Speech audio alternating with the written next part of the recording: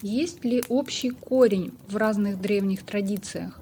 Универсальная мудрость, объединяющая истина? Конечно, есть. Вся информация из одной точки. От того самого создателя, который все это придумал. Матрица одна, создатель один, алгоритм один. И все течения, все веры в конечном счете сходятся в одной точке. Чем выше человек поднимается по духовному пути, тем он четче понимает, что все изначально вышло из одной точки. Общий корень у древних традиций, безусловно, есть. Более того, в каждой древней традиции есть символ этого корня, а именно дерево. У скандинавов это Игдрасиль, у каббалистов это Сефирот и так далее. Ствол этого дерева – это и есть тот самый общий корень, та общая истина, мудрость, из которого произрастают все эти традиции и культуры. Сами эти культуры изображаются ветками. Дело в другом. Найти эту объединяющую истину, понять ее, увидеть связующие – это гигантская работа, которую не каждый решится проделать. Если исследовать наследие великих учителей, это могут быть вознесенные владыки, это может быть наследие Иисуса, Будды Сакьямуни, или это могут быть наследие Тота, других каких-то небожителей, полубогов. Но это все те, кто приходили на Землю для того, чтобы человечество немножко поправить. Человечество пошло по пути деградации и давать вот такие как бы наметки. Все они оставили после себя учение. И если в основу посмотреть этого учения, каждого из них, то можно увидеть одно общее. Это умение любить. А умение любить – это не эгоистичное какое-то «стань таким, как я хочу». А это когда мы отдаем и заботимся о том, чтобы рядом живущий человек мог развиваться.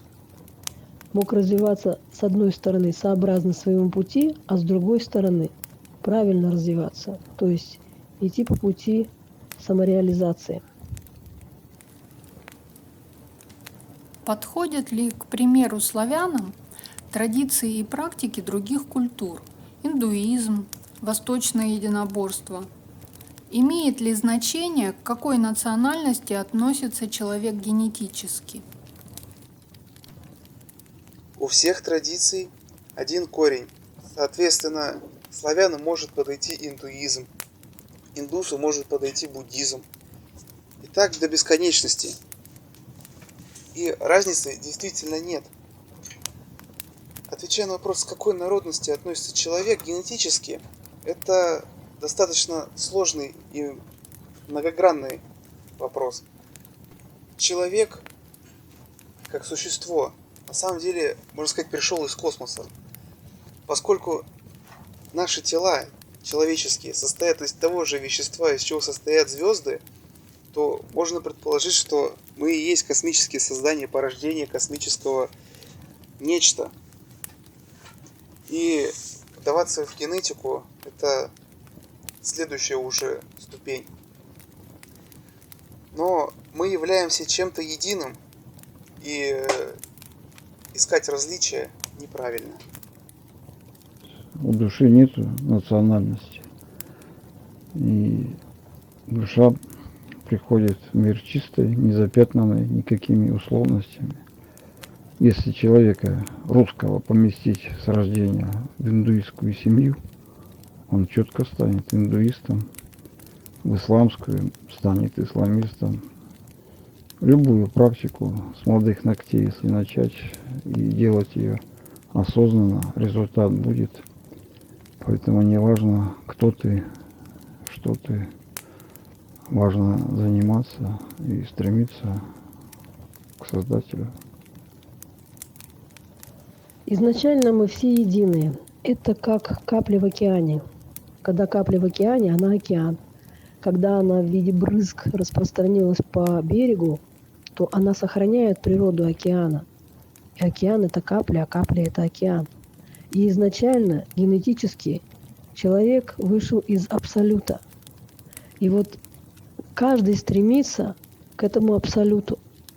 Знает он этого или не знает, проживает он свою жизнь осознанно или так себе. Но рано или поздно каждое существо придет к тому, что он будет стремиться к этому абсолюту. И это и есть объединяющая реальность, когда мы понимаем, что нет национальности, нет разницы между народами. Мы все одно. И вот здесь задача объединиться, несмотря на то, что очень старательно нас разъединяют. Это возможно, как только человек поймет, что он неразделим с другими людьми, и не только с людьми. Поэтому и нет никаких развлечений и разницы. Славянин может изучать индуизм, тибетец может изучать ведизм. В истоке мы все одно. Если человек начал задумываться о своем месте в мироздании, встал на путь духовного развития, как найти и выбрать то направление, те практики, которые помогут на пути обретения себя? Обязательно ли ему нужен наставник, проводник, учитель? Как только у человека появляется идея найти свой путь или навигатор на пути, ему тут же начинают попадаться различные знаки. Это могут быть какие-то тексты, это может быть какая-то аудиозапись, какая-то книга. Кто-то что-то сказал, куда-то кого-то позвал. Он может перебирать какое-то время, но вдруг поймет, что все едино. Что можно сделать набор практик и практиковать их, а можно примкнуть к какому-то определенному учению. А наставник может быть невоплощенным. Наставник может быть воплощенным. Но всегда идет какой-то отклик в сердце. И вот чем больше мы доверяем сердечному отклику, тем точнее и скорее мы придем к пониманию самого себя как часть микрокосма, как одно единое. И это и есть путь самореализации. Выбор направления в духовных практиках, он должен обосновываться не столько на модности, скажем так. То есть в свое время было модно идти в индуистские практики, идти в йогу. В другое время было модно практиковать некоторые доминиканские практики и так далее. Здесь нужно, опять же, смотреть на отклик в сердце. Если человеку приятно учение, близко учение к мировоззрению и всему остальному, или если оно меняет человека, то стоит к этому направлению обращаться. И наставник, проводник, учитель, он не обязательно должен быть воплощенный. Человек может чувствовать определенные ответы на свои вопросы. Если же у человека есть воплощенный учитель, который действительно может направить его, то это хорошо. Но он не обязательно должен быть воплощенным. Как выбрать направление? Ну, это сложный вопрос на самом деле. Надо пробовать многое, но ни на чем не зацикливаться. Бывают такие моменты, когда человек понимает, что вот оно, и душой прикипает сразу к этой практике, ему хорошо, стабильно, есть понимание, что он движется куда надо. Ну, бывает, что бесы уводят, тоже интересно, но человек прозревает и находит новое направление. Важно двигаться к той самой точке, откуда все выходит. И тогда не ошибетесь. Пути могут быть длинными, окольными. Может не хватить одной жизни, может и 10 не хватить. Но если двигаться последовательно, имея перед собой цель духовного развития, соединения с Творцом, обязательно придете к цели. Есть категории людей, которые могут сами разобраться, которые идут как бы с Богом в душе по духовному пути. Им не нужен никакой наставник. Более того, наставник может их увести не туда, куда надо, увести от той задачи, которую человек должен реализовать в своей жизни.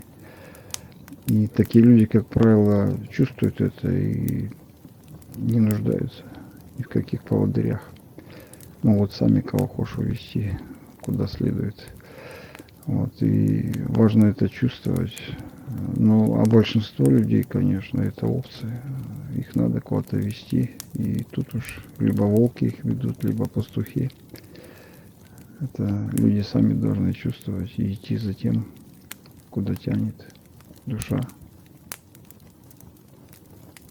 Всеобщий интерес к теме духовного развития привел к появлению людей, объявляющих себя учителями, не имея соответствующей компетенции. Как найти настоящего наставника, учителя? Настоящий наставник и учитель, он не будет громогласно объявлять себя таковым. Он будет скорее сидеть спокойно в сторонке, наблюдать за этим. Это если говорить метафорой. Среди этого сомна самозванных наставников и учителей действительно человеку малосведущему тяжело определиться и очень легко заблудиться. Поэтому ищите самого тихого. Скорее всего, он и есть тот, кого вы ищете. Очень много учителей, очень много лжеучителей, как сказано в Библии и других источниках, что будет время, когда волки оденут овечьи шкуры и станут сами вести людей. Есть такая фраза: учитель приходит, когда ученик готов. Истина. Можно искать учителя, найти учителя. И если этот учитель тянет с тебя деньги и навязывает свою точку зрения, ругает остальных, говорит, что он круче, это не учитель, это бизнесмен от духовности. Настоящий учитель не выпячивает себя. Он дает то, что человек может взять. И всегда в нужный момент выдает нужную информацию. Таких учителей мало. Но, слава Богу, они есть. И человек, как правило, по-настоящему заинтересованный в движении по духовному пути, всегда найдет себе учителя. И причем это не обязательно живой человек. Это может быть информация из какой-то литературы, это может быть с тонкого плана. Поводырь появится, но задача духовно расти, развиваться, она всегда сопровождается какой-то информацией либо от людей, либо из внешнего плана. И ошибиться можно, конечно, побродить, это тоже интересно. Жизнь у нас не одна, поэтому ничего страшного, если вы в этот раз свернете не туда и будете бродить не с тем. Все равно придете, если есть такая потребность. Вопрос наставничества очень непростой. Сейчас действительно очень много псевдогуру. И вот этого настоящего, истинного можно тоже услышать только сердцем. За ним всегда стоит смысл, свет и истоковое знание. Он никогда не будет якать, он никогда не будет себя произносить. В нем нет или почти нет гордыни. Это великое счастье найти своего учителя. Ищущий находит. Бывает, что путь к учителю очень долгий, а бывает, что сразу находится тот самый, который ведет от начала до вечности. И это все зависит от того, насколько в программе, в жизненном пути заложен вот этот случай – встретить учителя.